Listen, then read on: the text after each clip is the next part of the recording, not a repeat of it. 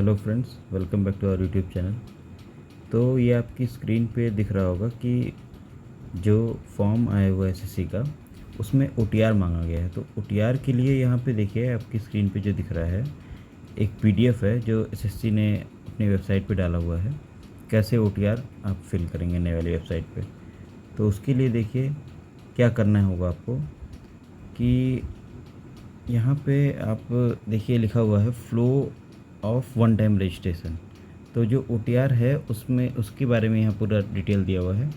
तो पहले आपको लॉगिन और रजिस्टर, पहले आप एसएससी की वेबसाइट पे जाएंगे।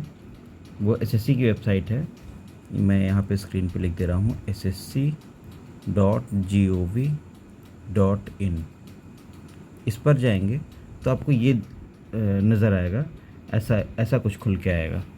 तो ये जो आपको मॉड्यूल दिखाई दे रहा है ऐसा नज़र आएगा। उसके बाद आपको यहाँ पे ये जो यहाँ पे दिया हुआ है लॉगिन और रजिस्टर, इस पर क्लिक करेंगे तो वो ओपन होगा जो, तो आपको ऐसा ही ओपन है करके वो आ जाएगा। अब इसमें जिन्होंने पहले रजिस्ट्रेशन कर लिया है तो वो डायरेक्ट लॉगिन करते हैं, और जिन्होंने नहीं किया वो यहाँ पे रजिस्टर नाउ पे क्लिक करेंगे। तो जब रजिस्टर नाउ पे क्लिक करेंगे तो ऐसा ओपन होकर के आ जाएगा वन टाइम रजिस्ट्रेशन पेज। तो इसमें देखिए साफ साफ इन्होंने लिखा हुआ है कि you will find steps to fill in the one time registration form, click continue. अब कंटिन्यू पे आप क्लिक करेंगे तो पर्सनल डिटेल जो पहला आपको यहाँ पे मॉड्यूल दिख रहा है उस पर क्लिक हो, मतलब वो ओपन हो जाएगा। तो अब वो जो ओपन होगा तो उसमें आपको ये सारी चीज़ें दिखा देंगी। अब इसमें आपको अपने पर्सनल डिटेल्स जैसे कि Aadhaar card number, name, father's name, mother's name, date of birth, तो उसको भरना होगा। और ये 2 बार भरना होगा, ट्वाइस, टू इंश्योर एक्यूरेसी के लिए आपको। और जो भी आप गलत करेंगे चीज़ें वो भी डिस्क्रिपेंसी मतलब रहेगी। मतलब जैसे नाम गलत कर देंगे तो वो तो नहीं हाईलाइट होगा, लेकिन अगर कुछ और गलत कर देंगे, जैसे मान लिया डेट का फॉर्मेट है तो इसमें कुछ और दिया हुआ है, आपने कुछ और तरीके से डाला है तो वो रेड हाईलाइट हो जाएगा। लेकिन नाम वाम वो सब ध्यान से भरिएगा कि वो सब चीज़ें एसएससी की वेबसाइट नहीं बताएगी आप गलत भर रहे हैं, क्योंकि उन्हें तो पता ही नहीं है। अब देखिए जब आप पर्सनल डिटेल्स में जाएंगे, मैं इसको जूम करके दिखाता हूँ आपको। हाँ, अब देखिए पहला जो इसमें पॉइंट दिया हुआ है, do you have a Aadhaar card, तो आपको इसमें करना होगा। और उसके बाद अपना आधार कार्ड नंबर यहाँ पे फिर वेरीफाई करेंगे। तो 2 बार आपको ये, जैसे फर्स्ट टाइम आपने भरा, फिर इसको एक सेकेंड जो ये दिया हुआ वेरीफाई आधार कार्ड नंबर, 2 बार भरेंगे तो मतलब आधार कार्ड नंबर, हाँ यहाँ पे दिखा सकता है। जैसे मान लिया आपने इसमें आधार नंबर कुछ भरा हुआ है, जैसे यहाँ पे 526 करके कुछ लिखा हुआ है, तो यहाँ पे कुछ और नंबर डाला और यहाँ पे 1-2 नंबर मिस कर दिया, तब ये रेड हाईलाइट दिखाएगा। पहली बार वाले में नहीं दिखाएगा। फिर पूछ रहा है, देखिए सेकेंड वाले पॉइंट में है टाइप ऑफ आइडेंटिफिकेशन कार्ड। इसमें जब आप सेलेक्ट में जाएंगे तो सारी चीज़ें दिखाई देंगी, जैसे कि type of ID and ID number to be provided if you don't want to give Aadhaar. अगर आप आधार नहीं देना चाहते हैं तभी आप इसको भरने की ज़रूरत पड़ेगी। वैसे देखिए मैंडेटरी है ये, तो इसमें भरना पड़ेगा आपको। तो जैसे पैन कार्ड नंबर या कुछ ऐसा आप डाल सकते हैं अगर आपके पास आधार नहीं है तो।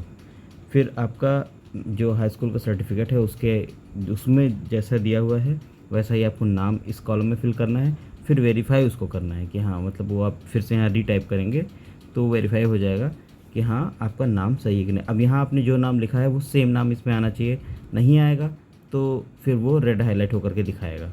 यहाँ पे वो रेड हाईलाइट वाला यूज़ है, अदरवाइज़ और जगह यूज़ नहीं है रेड हाईलाइट का। तो फिर आगे देखिए क्या करना है।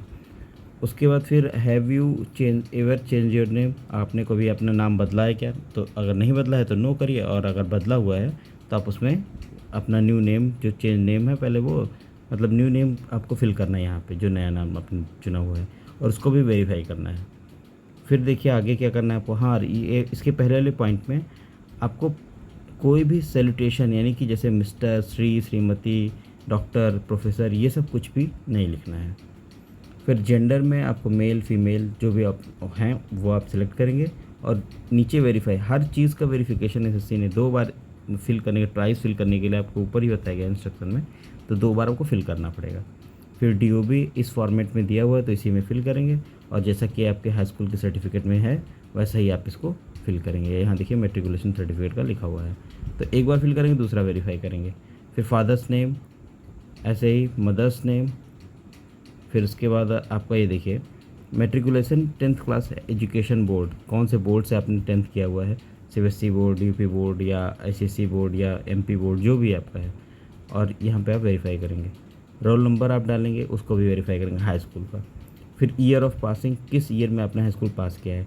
फिर आपका हाईएस्ट लेवल ऑफ एजुकेशन क्या है, जैसे कुछ लोगों ने ग्रेजुएशन किया होगा, कुछ लोग 12th ही पास होंगे, कुछ लोग पीजी किए होंगे, तो वो सब आपको यहाँ पे हाईएस्ट क्वालिफिकेशन सेलेक्ट करना होगा।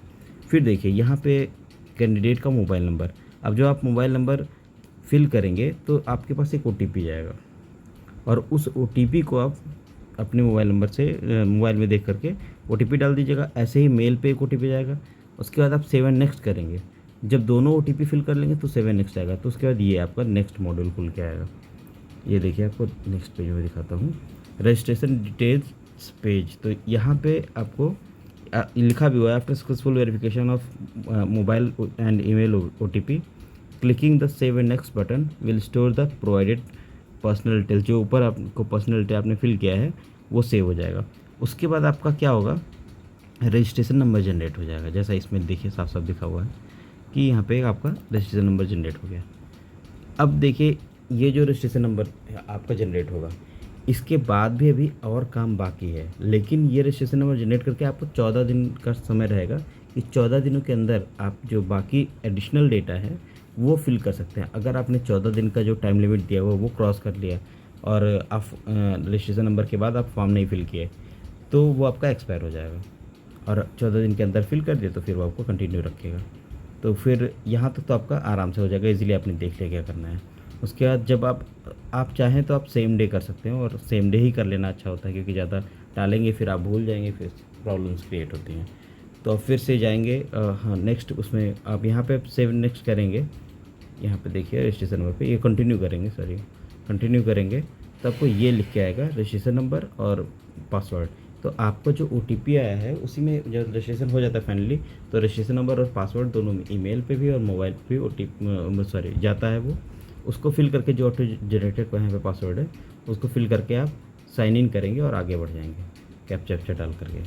उसके बाद आपको पासवर्ड क्रिएशन पेज पे ले जाएगा, जहाँ पे आप जो आपका ऑटो जनरेटेड पासवर्ड है, जो कोई ऐसे कुछ न्यूमेरिक और अल्फा न्यूमेरिक होता है, तो उसको हटाकर वो थोड़ा टिपिकल होता है, तो उसको हटा करके आपको जो इजी लगे ओल्ड पासवर्ड पहले वो डालिए। फिर आपको जो नया पासवर्ड है, पासवर्ड डालने का क्राइटेरिया देखिए जैसे पहले भी रहता था वैसे ही है कि 8 कैरेक्टर का मिनिमम होना चाहिए, एक अपर केस, एक लोअर केस, एक 1 और मोर नंबर होने चाहिए और एक स्पेशल कैरेक्टर, ये ऐसे ही होना चाहिए।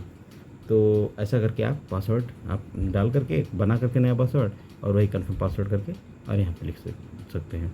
फिर 2 सिक्योरिटी क्वेश्चन आपको उसके आंसर करने होंगे, सेव नेक्स्ट करेंगे तो नेक्स्ट पेज पे पहुँच जाएंगे। नेक्स्ट पेज में आपको जो मिलेगा फिर से आपका ये लॉगिन का मांगेगा, तो ये आपका रजिस्ट्रेशन नंबर जो आपके पास रहेगा, ये पासवर्ड करिए और लॉगिन कर लीजिए एक कैप्चा डाल करके। तो ये तरीका था। फिर एडिशनल डिटेल्स जो भरने हैं उनमें देख लीजिए क्या क्या भरना हुआ होगा आपको। तो इसमें देखिए हाँ यहाँ पे देखिए लिखा हुआ है एडिशनल डिटेल में कैटेगरी भरना होगा। जैसे आप जनरल कैटेगरी के हैं या SC ST OBC EWS जो भी हैं आप वो यहाँ पे फिल करेंगे। फिर आप वेरीफाई करेंगे उसको। नेशनलिटी में सिटीज़न ऑफ इंडिया वो डालेंगे। फिर अगर आप अदर नेशनल है तो उसका डिटेल यहाँ फिल करना होगा, वैसे यहाँ तो कोई होगा नहीं। फिर विजिबल आइडेंटिफिकेशन मार्क, जैसे कहीं पे आपके मोल है या कहीं कट मार्क है, तो कहीं जहाँ जो कुछ भी आपके पास है आपका आइडेंटिफिकेशन मार्क, जनरली आप लोग पहले से फिल करते आ रहे होंगे, तो वो यहाँ पे फिल करेंगे। फिर यहाँ पे आप अगर पर्सन विद बेंचमार्क डिसेबिलिटी है तो आप उसको फिल करेंगे, अदरवाइज़ नो करके आगे बढ़ जाएंगे। फिर परमानेंट एड्रेस में आपका जो भी परमानेंट एड्रेस है वो फिल करेंगे। फिर अगर परमानेंट और जो प्रेजेंट एड्रेस है वो दोनों सेम है तो येस करके आगे बढ़ जाएंगे, अदरवाइज़ नो करके जो प्रेजेंट एड्रेस है वो फिल करेंगे और 7 नेक्स्ट करके आपका कंप्लीट हो जाएगा। तो ये था पूरा आपका कैसे आपको OTR फाइल फिल करना है। और यहाँ पे लास्ट में आपको एक डिक्लेरेशन आएगा जिसमें आप आई एग्री पे आप टिक करेंगे और उसके बाद फिर प्रीव्यू OTR भी कर सकते हैं कि आपने जो OTR फिल किया है वो कैसा दिखता है। उसके बाद आपको ये फाइनल डिक्लेयर करके सबमिट कर देना होगा और आप सबमिट कर देंगे तो ये आपका कंप्लीट हो जाएगा रजिस्ट्रेशन। तो इस तरीके से आपने देखा कि आपको कैसे OTR फाइल करना है। तो ये था आपका